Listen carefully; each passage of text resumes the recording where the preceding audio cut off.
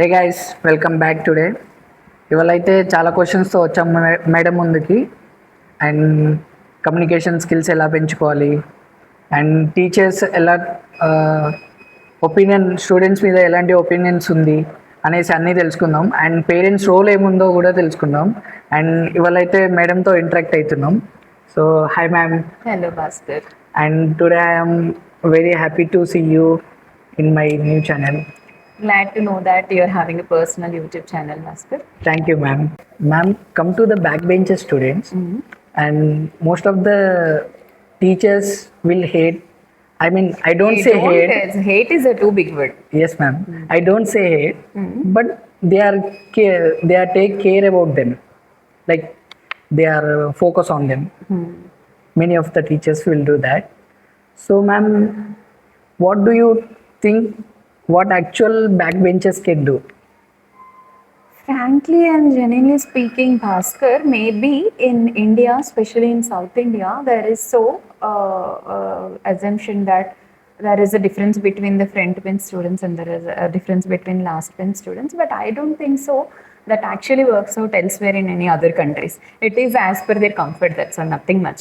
But మనకి ఇండియాలో ఉన్న స్పెషలీ సౌత్ ఇండియాలో ఉన్న నోటేషన్ ఏంటంటే ఫస్ట్ బెంచ్లో కూర్చుంటే కొంచెం బాగా వింటారు, వెనకాల బెంచ్లో కూర్చున్న పిల్లలు వినద్దు అనుకునే వాళ్ళు వెనకాల కూర్చుంటారు. దిస్ ఇస్ జనరల్ నోటేషన్ కదా.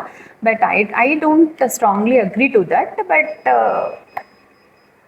ఎగ్జాక్ట్లీ అడగాలన్న క్వశ్చన్ ఏంటి, వెనకాల కూర్చున్న వాళ్ళ మీద ఫ్యాకల్టీ ఒపీనియన్ ఏంటంటున్నావా? డిఫర్స్ భాస్కర్. వెనకాల కూర్చున్నా కూడా ఫోకస్డ్గా వింటున్నావు అనుకో, what opinion will we have the same good opinion even if they are sitting at the last bench. It's not about where you are sitting, it's about what you are doing in the class. Even in the first bench, if you are not listening, same thing we carry for that student, right? So it's not about where you are sitting, it's about how you are responding to the class, what you are learning.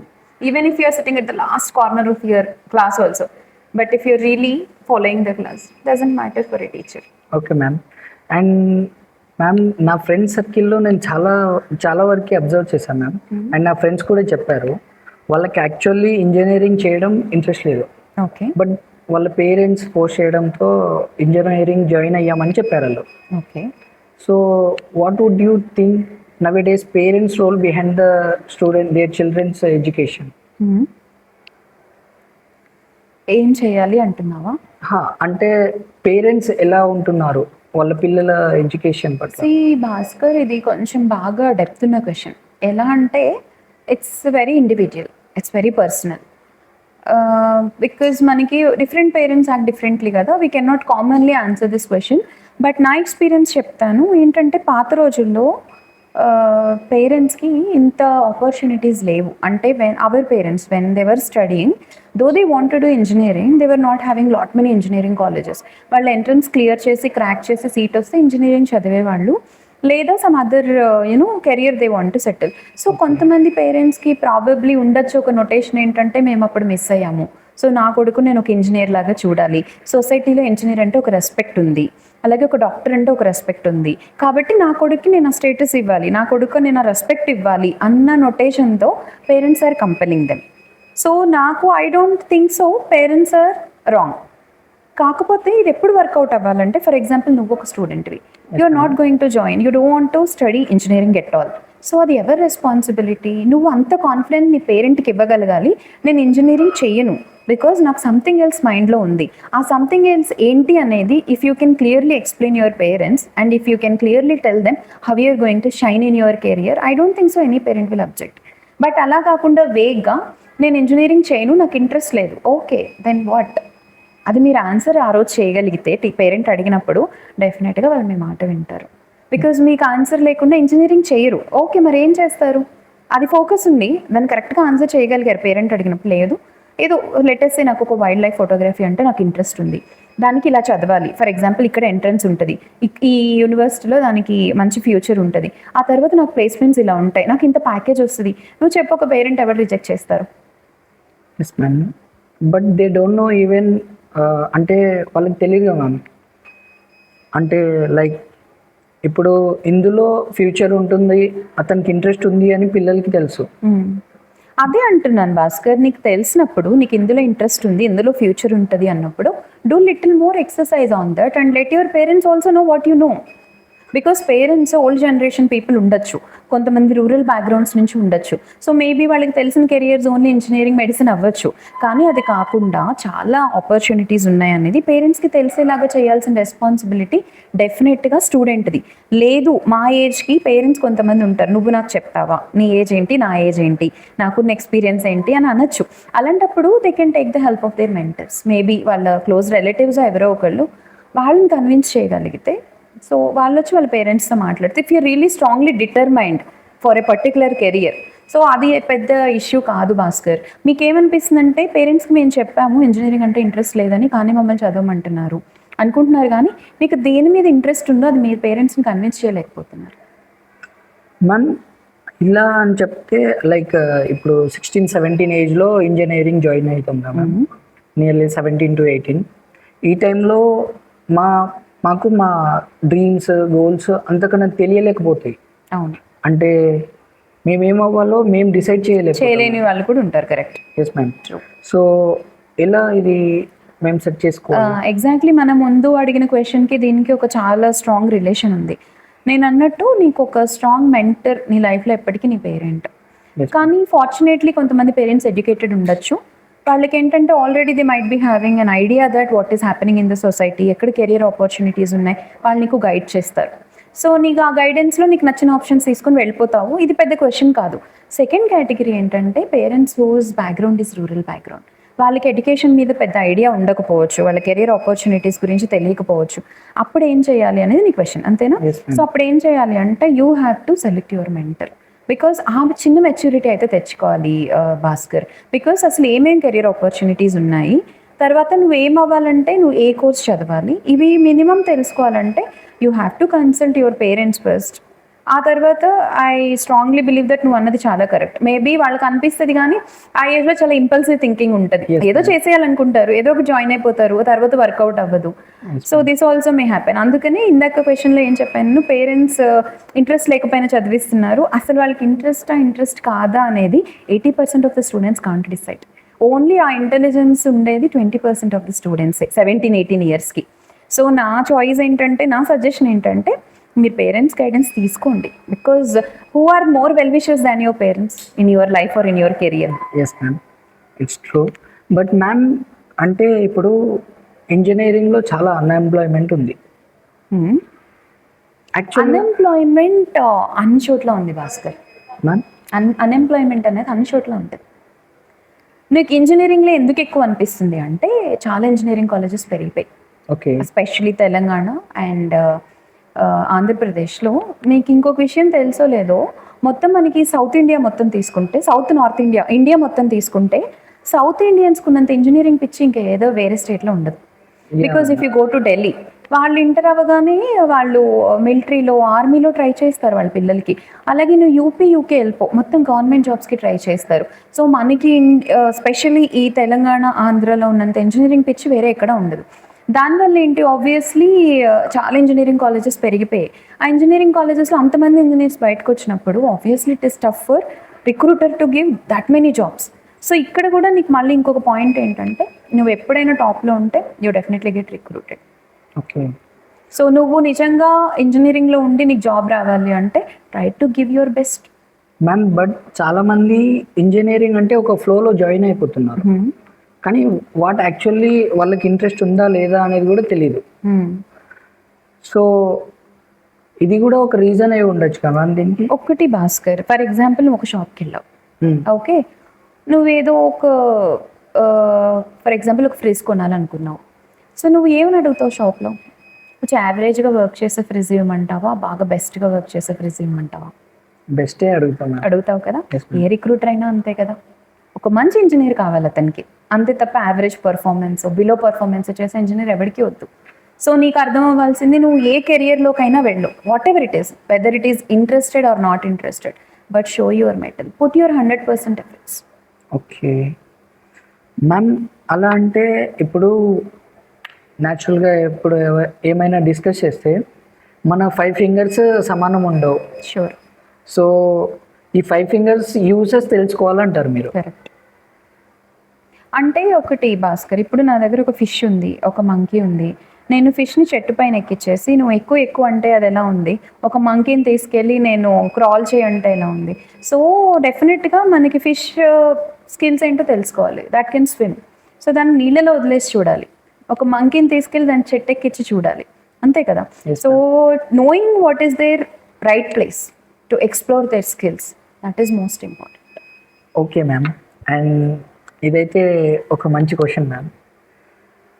Ma'am actually when comes to the teachers, ఒక subject తీసుకోండి and it the teacher good enough knowledge ఉన్నాయి and అది same topic, కానీ ఒక teacher మంచిగా explain చేయగలుగుతారు, కానీ ఇంకో టీచర్ని తెచ్చి ఎక్స్ప్లెయిన్ చేయమంటే కొంచెం అంటే పిల్లలకి అందేటట్టు చెప్పలేకపోతారు మ్యామ్.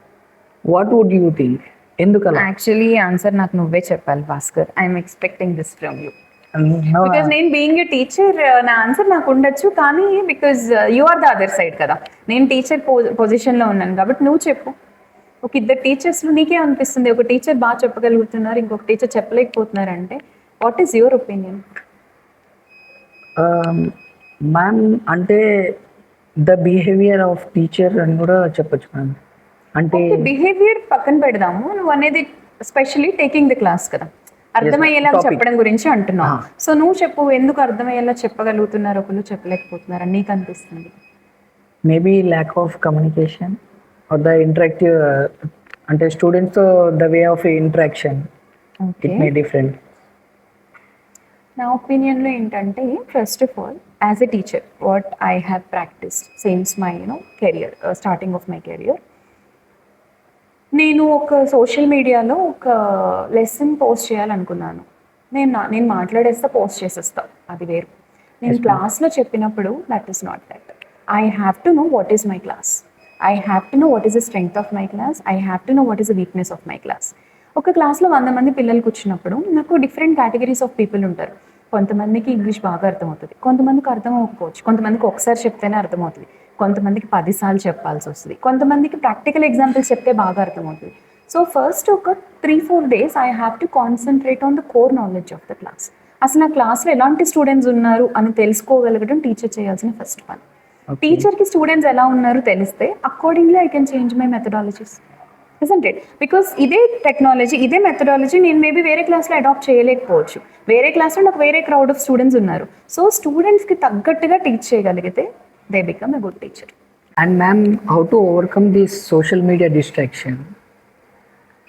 సరే, నేను ఆన్సర్ చెప్పడానికంటే ముందు what is your opinion? Tell me, because you are the one who is facing that, you Yes, no. ma'am. So it is challenging for you. So as a student you tell me how you want to cut it. Focus ma'am, okay, focus on, and clear dream, okay, then we can go. That is fine. అదే focus చేయాలి అంటే నీకు phone అడ్డొస్తుంది కదా, అది ఎలా stop చేయాలి అనేది నీ క్వశ్చన్ Yes, ma'am. కదా. సో అదే ఆన్సర్ చెప్పు, నువ్వేమనుకుంటున్నావు? నాకు క్లియర్ ఒక గోల్ ఉంది మ్యామ్. సో దానికి యూస్ఫుల్గా నేను యూస్ చేస్తున్నా. బట్ ఇలా నేను కూడా చాలా ప్రాబ్లమ్స్ ఫేస్ చేశాను మ్యామ్. ఎలా అంటే ఇది అవాయిడ్ చేద్దాం అనుకునే టైంలో మళ్ళీ ఫోన్ ఓపెన్ చేస్తే ఫస్ట్ సోషల్ మీడియా మీదనే చేస్తుంది. సో ఇది అలవాటు అయిపోతుంది. చాలామందికి ఇదే ప్రాబ్లం ఉంది మ్యామ్, అండ్ అందులో నేను ఒకటి. బట్ నేను ఇప్పుడు క్లియర్గా నా గోల్ ఏంటో నేను సెట్ చేసుకున్నా, and day by day I'm reducing the watch time of my mobile. So నేను పర్సనల్గా ఏమనుకుంటున్నానంటే, one should have short term goals, long term goals. So long term goals means maybe నువ్వు ఏదో ఒక మంచి కంపెనీలో ప్లేస్ అవ్వాలి. షార్ట్ టర్మ్ గోల్స్ అంటే సెమ్లో మంచి రిజల్ట్ రావాలి. సో సెమ్లో మంచి రిజల్ట్ రావాలి అంటే what is your to do list everyday? నేను I'm not against you people watching phone, because ఫోన్లో కూడా మీకు చాలా ఇన్ఫర్మేషన్ తెలుస్తుంది, frankly speaking. More than what you're learning in books nowadays, you're learning through mobile also. So I am not suggesting you to stop it, but use it in a productive way. Of course, even for entertainment also, but you have to know where to cut it, where to start it. That is what the point. So you make a to-do list. This generation, make your short-term goals. For example, this end semester result, you want to come in a good marks. Em cheyali rojuki enta time chadukovali, you decide. So 2 times dedicatedly, when you are properly studying, keep your mobiles away. Not even in your premises, సైలెంట్లో పెట్టేసేయండి, మీకు దూరంగా పెట్టుకోండి. ఆ 2 గంటలు పూర్తిగా మీ goal మీద focus చేయండి. మీరు ఇవాళ మ్యాథ్ ప్రిపేర్ అవ్వాలనుకుంటున్నారా, 2 hours stay away from phone. పాత అయిపోయింది, తర్వాత వాడండి phone, not a problem. Ma'am ఇలాంటి ప్రాబ్లం నేను కూడా ఫేస్ చేశాను మ్యామ్. ఎలా అంటే మొబైల్లో నుండి క్లాసెస్ విందామని, మ్యాక్సిమం ఈ టైంలో ఇంజనీరింగ్ స్టూడెంట్స్ మొబైల్ నుండే నేర్చుకుంటున్నారు. ఎందుకంటే నేను ఫేస్ చేస్తున్నా కాబట్టి చెప్తున్నాను. సో ఓపెన్ చేసి ఒక హాఫ్ అన్ అవర్ క్లాస్ విన్న తర్వాత ఆటోమేటిక్గా మళ్ళీ రీల్స్ స్క్రోల్ చేయడం ఇలాంటివి జరుగుతుంది. సో దీనికి మీరేమైనా అంటారా మ్యామ్? దస్ ఇస్ వాట్, నువ్వు ముందే దీనికి ఆన్సర్ కూడా చెప్పావు, focus. One of the major problem with this generation students they are having lack of focus. Okay ma'am. So ఆ ఫోకస్ కావాలి అంటే even Narendra Modiji strongly promoting that meditation is one best solution. ఆ meditation వల్ల ఏంటంటే మీకు focus అనేది పెరుగుతుంది. అంటే you can control your self, you can control your distractions as well. So చూడడానికి సిల్లీగా అనిపించిన as per your age, for example నీ age 17 years, just do meditation for 17 minutes, that's all. So దానివల్ల మీరు డైవర్ట్ అవ్వకుండా ఒక్క లక్ష్యం మీద ఫోకస్ చేయడానికి మీకు దట్ హెల్ప్స్ యూ. ఆఫ్టర్వర్డ్స్ మీకు ఏమైనా మొబైల్ చూడాలి, I'm not against watching mobile, కాకపోతే మీరు చేయాలనుకున్న పనులు ఫస్ట్ చేసేయండి and then afterwards you can use mobile, not an issue. But అది మిమ్మల్ని స్పాయిల్ చేయకుండా చూడాలి, that's all. Thank you ma'am. అండ్ ma'am, next question is, many of the students are facing this problem. While teacher will teaching the class, many of the students they get doubts ma'am. Okay. And నేను గూగుల్లో కూడా ఇలా search చేసి చూసా మ్యామ్, 95% of peoples curious to ask questions, okay. But they are unable to ask in classes. Okay. And why they are afraid these much of? There are many points actually. ఒకటి ఏంటంటే class environment. ఇప్పుడు పాత రోజుల లాగా teacher చాలా స్ట్రిక్ట్గా ఉంటారు, class వినాలి, ఆ జమానా వెళ్ళిపోయింది. ఇప్పుడున్న teachers they have to mould themself according to the students.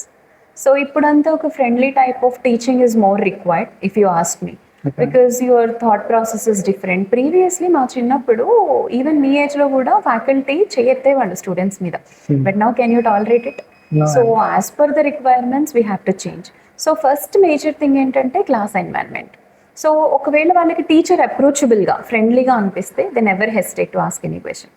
Second question ఏంటంటే having a fear of judgement. ఇప్పుడు ఒకవేళ వాడు అడిగితే ఆ క్వశ్చన్ ఒకవేళ సిల్లీగా ఉంటే అందరూ ఏమనుకుంటారు, దట్ జడ్జ్మెంట్ బీయింగ్ జడ్జ్డ్, అది చాలా భయపడతారు స్టూడెంట్స్. ఇంకొకటి ల్యాక్ ఆఫ్ కాన్ఫిడెన్స్, నుంచుని అడగాలంటే కాన్ఫిడెన్స్ సరిపోదు. ఇంకొకటి స్టేజ్ ఫియర్. సో వీటన్నిటి వల్ల చాలా టైం స్టూడెంట్స్ మైండ్లో ఉంటుంది క్వశ్చన్, బట్ అడగాలంటే ఈ క్వశ్చన్ చిన్నదనుకో, మేబీ టీచర్ నవ్విస్తారేమో, లేకపోతే నా పక్కన ఉన్న స్టూడెంట్స్ నవ్వుతారేమో. ఫస్ట్ వీటన్నిటిలోంచి బయటకు వస్తే how to overcome this ma'am? అది నేను మీ క్లాస్లో కూడా చాలాసార్లు చెప్పాను. ఆన్లైన్ టీచింగ్కి రెగ్యులర్ టీచింగ్కి ఉన్న బేసిక్ డిఫరెన్స్ అదే. ఇప్పుడు ఆన్లైన్ టీచింగ్లో కూడా నేను చెప్పేవన్నీ మీరు ఆన్లైన్లో యూట్యూబ్ ఛానల్లో దొరికేస్తాయి. మరి క్లాస్కి ఎందుకు రావాలి మీరు? ఎందుకు అంటే to improve your communication skills, to come out of the stage fear, to come out off to bring your confidence, to Boost your confidence. ఇప్పుడు ప్రతిరోజు క్లాస్లో ఇఫ్ యూ రిమెంబర్, నేను being a teacher what I strongly believe is, నేను class చెప్పిన తర్వాత ఒక 10 minutes I make my students speak in the class.